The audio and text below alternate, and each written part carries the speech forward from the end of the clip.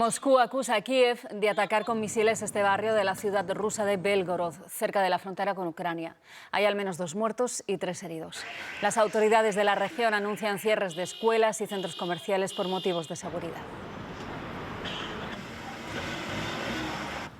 En esta segunda jornada de elecciones rusas siguen votando también en las regiones ocupadas de Ucrania. Más de 50 países han rechazado esos comicios por ilegales, según el derecho internacional, cuando se cumplen 10 años del referéndum ruso de anexión de Crimea.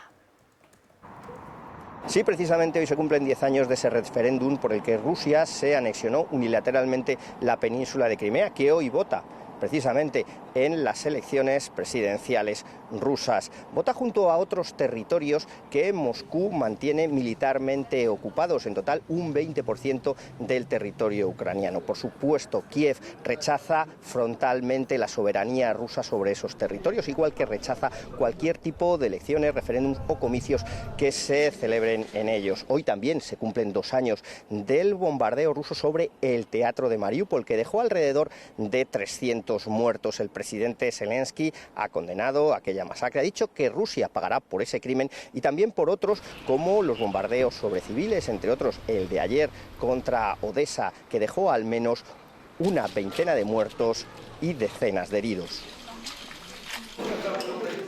16 de marzo de 2014. Hace justo 10 años los crimeos también votaban, entonces en un referéndum para unirse a Rusia, considerado ilegal por Ucrania y por la comunidad internacional. Putin se apresuró a reconocer el cuestionado resultado.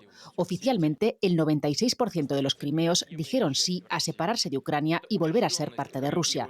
2 días después, se sellaba la polémica adhesión en el Kremlin con la firma de un tratado. Como en 2018, Putin vuelve a hacer coincidir su reelección con este aniversario, aprovechando que la anexión de Crimea disparó su popularidad entre los rusos.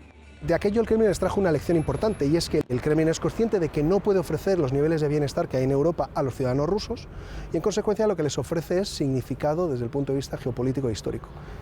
La ocupación de Crimea comenzó en realidad por vía militar, de forma encubierta. Un ejército de uniformados sin identificar fue tomando los cuarteles de las tropas ucranianas, ante la inacción de Kiev y Occidente, que perplejos no sabían cómo reaccionar. Fue la primera anexión en territorio europeo por medio del uso de la fuerza desde la Segunda Guerra Mundial. Así que era una llamada de atención muy importante para los europeos, que tardaron pues más de 8 años en darse cuenta de la gravedad de lo que había supuesto aquel primer paso. Crimea fue la antesala de la invasión total de Ucrania que Putin lanzó en 2022.